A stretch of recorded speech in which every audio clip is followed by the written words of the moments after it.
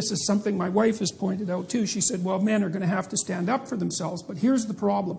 I know how to stand up to a man who's unfairly trespassing against me. And the reason I know that is because the parameters for my resistance are quite well defined, which is we talk, we argue, we push, and then it becomes physical. Right? Like if we move beyond the boundaries of civil discourse, we know what the next step is. Okay, because if the man is offensive enough and crazy enough, the reaction becomes physical right away, or at least the threat is there. And when men are talking to each other in any serious manner, that underlying threat of physicality is always there, especially if it's a real conversation, and it keeps the thing civilized to some degree. You know, if you're talking to a man who wouldn't fight with you under any circumstances whatsoever, then you're talking to someone to whom you have absolutely no respect. It's impossible to respect yourself until you grow teeth. And if you grow teeth, then you realize that you're somewhat dangerous, or maybe somewhat seriously dangerous, and then you might be more willing to demand that you treat yourself with respect and other people do the same thing.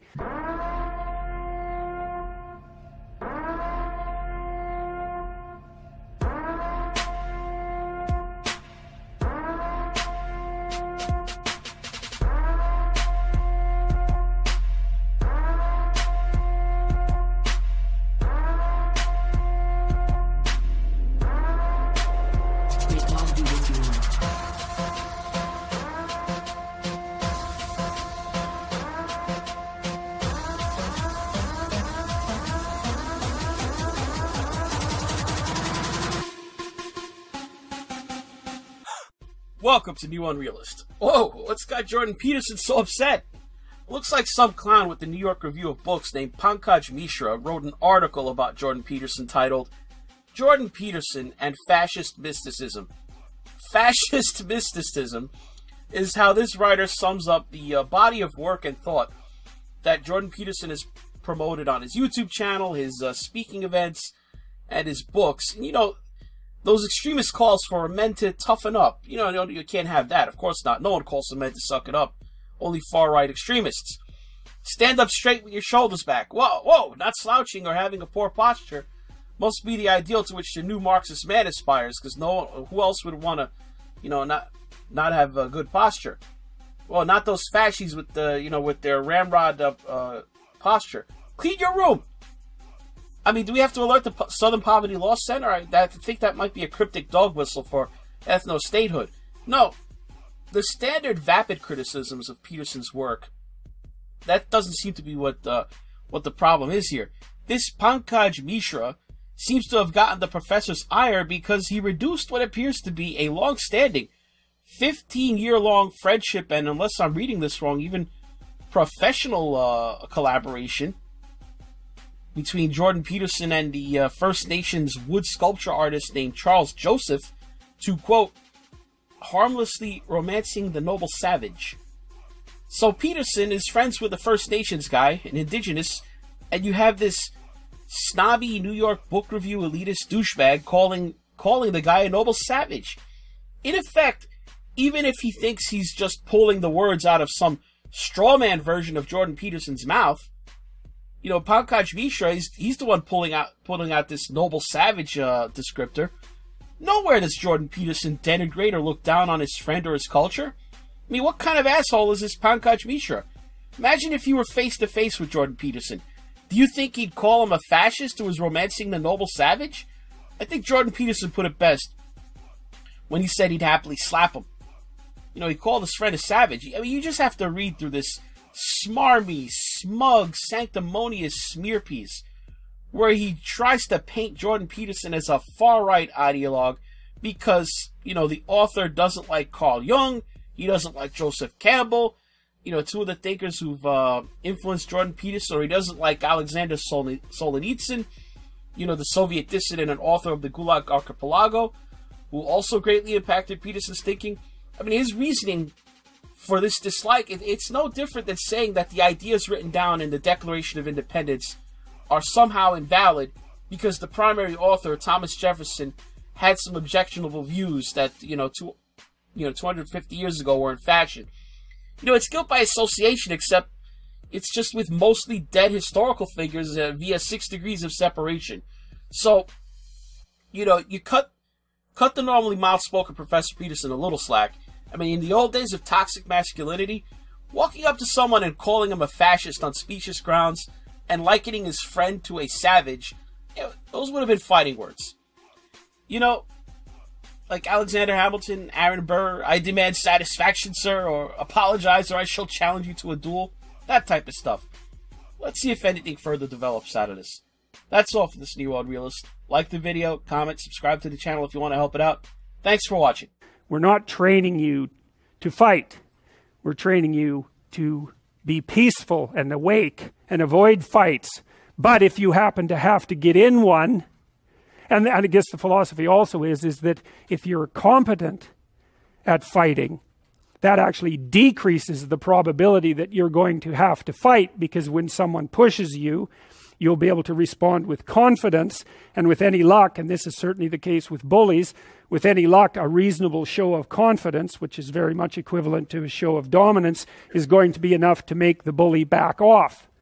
Dr. Peterson, Professor Party, thank you both for being here today. I'm a political scientist. What I've studied is totalitarian regimes. I'm sorry, I'm going to move this a little bit. I feel weird. Totalitarian regimes I've studied, I've tried to look at the Iranian Revolution and the Islamic Republic in Iran, and I've argued how the Shia Islam that is taught in the Islamic Republic is very close to a totalitarian regime. But now I live in a country where my ideas are considered controversial. If you believe in God, if you believe in family, if you believe in having responsibility and traditional values, I feel ostracized by the community here. I came from UFC, University of Calgary. Over there, I didn't feel this way. There was more welcoming. Here, I feel marginalized, and I do feel alone. And when I see this, it disgusts me that here they can do this, but I couldn't go to their events and do anything. I'd have to shut up. There'd be a disciplinary committee for me, but for them, they can break windows to God knows how old this building is, and it's okay for them to do that. So my question to you is now, being here, experiencing this, I'm starting to second guess that maybe the totalitarian Islamic regime that I was so, talking about and critical of back in Iran isn't so bad when I have a choice between having to be here and be oppressed and be there and at least have my ideas be okay with the regime. So my argument is, if this free speech and the arguments you guys are making here doesn't work, would that not be the next step for people to go towards totalitarianism? If dialogue fails, then isn't force of arms the only thing left? How can people compromise when they don't want to talk, when they want to yell? Thank you.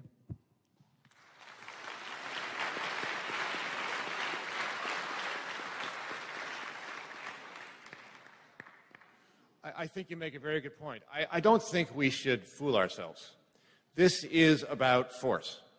And it's almost a dare to suggest that certain elements are not allowed to enforce their view of the world, and that speaking contrary to it isn't an affront to those values and they won't shut you down. I mean, that is what is at stake. We are no longer really in a situation where this will all be resolved through sort of gentle, reasonable, civil dialogue. That happens on the side, but it's not real anymore. It's not really where the fight is happening. This is an imposition of the force of the state. And it is skewed. It is skewed a certain way, and we are getting to the point where a certain kind of language, a certain kind of dialogue is approved and all right, and a certain kind is not. And that is the campaign that is going on, that this is all part of. And I have to say that your presence here and your endorsement of this kind of event is the kind of thing that has the major pushback to that trend. But the trend is continuing, and is a very dangerous one. And this is a difficult moment in the life of this country. Would you say, Jordan? So some comments about your career, let's say. Okay, so you're a young man and you've got lots of years ahead of you. So, you want to prepare for the war and not for the battle, right? Okay, because there's going to be many battles for you personally and perhaps politically and all of that. And so you want to make yourself as articulate and educated as you can, and you want to have patience. I would say that there's no cause for despair. I believe that the people who are attempting to radicalize our society and to transform it into a battleground of identity politics are in a distinct minority. And I think that there's no reason to assume that we can't push the devil back into the bottle, so to speak, to push the genie back into the bottle. And so don't despair. Now, from a personal perspective, it's like you've got lots of things to learn and you've got lots of things to say and to write. And you're going to find now and then that you're imposed upon in a manner that you don't find tolerable, right? You think, I can't live like this, right? It's going to distress you. And well, then you've come across your moral conundrum, right? It's specific to you. And then that's when you have to grow up and think strategically. It's like you decide, are you willing to live under those conditions? If you're not, then you develop a strategy. It's like, okay, I'm going to fight this. I'm going to fight it carefully, intelligently, thoughtfully, on multiple fronts, and I'm not going to back down. Now, you don't make that decision lightly. Most things you should let blow by you because there's not that much of you and there's lots of things. But now and then you'll find a stumbling block that you can't get over because it hurts you. Like it damages your soul. That's the right way to think about it. Well, then that's the time for you to put your education to use. And you'll be able to do that. I mean, you don't want to underestimate the utility of deep, forthright speech. I don't believe that anything can stand in its way. You have the courage of your convictions, but don't give way to despair. Like, this battle is by no means over. No, by no means. And it isn't even obvious that the bad guys are winning, so to speak. I mean, here we are. Yes. We're having this talk. The university came out forthrightly in favor of free speech. Hooray for that.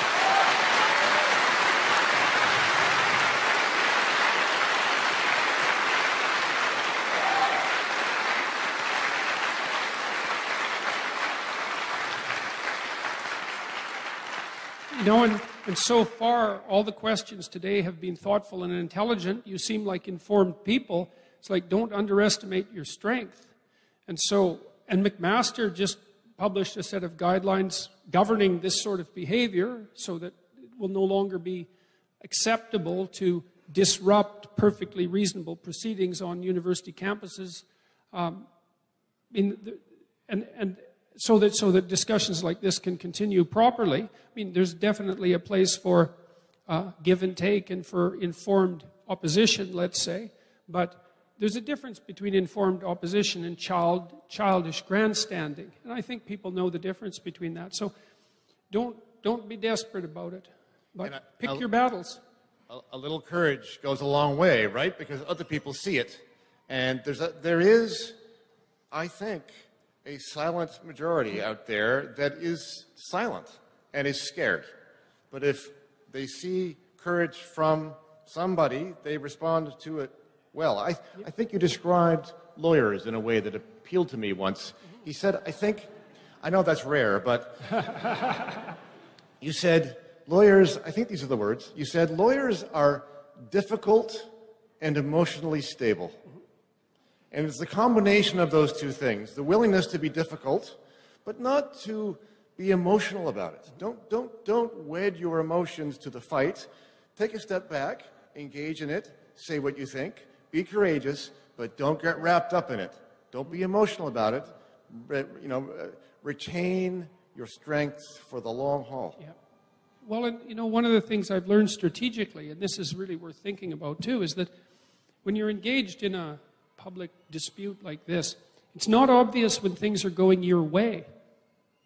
You think, well, this protest is not such a good thing. It's like, I wouldn't be so sure about that. What's happened to me in the last 18 months is that virtually every time that I've been attacked, and some of the attacks have been quite, well, I wouldn't say brutal because we haven't got to that, thank God, but they've certainly been, they've taken me aback. It's not a straightforward thing to be in a hall with, this happened at McMaster, with 100 people yelling at you and blaring air horns and all of that. But that wasn't a bad thing, as it turned out, because it was filmed and it was put on YouTube. And it was terrible for the people who protested. It wasn't good. And so, you got to detach yourself too. You know, if you say what you think and you're careful about it, it's going to have some short-term effects, and it's going to have some medium-term effects, and it's going to have some long-term effects. And one of the things that you need to do, I would say, and this is an element of courage, is you have to have faith that the medium to long-term consequences of you saying what you have to say as clearly as possible is going to be positive. And you have to act on that supposition. You don't know, right? You can't know. That's the existential leap of faith. Is you can't know, but you act anyway. And my experience has been that you don't want to make judgment too quickly, because it's not always clear when things are going your way. So, and you know, you might stand up in a class and say something that people react negatively to, and you might get pilloried for that by some people, but you never know who you're touching in the crowd, and you don't know how that's going to unfold across time. Now, that might be a defining moment in someone else's life to watch you stand up and say what you have to say. So, don't underestimate the power of truth and courage, really. So, thank you, Bill.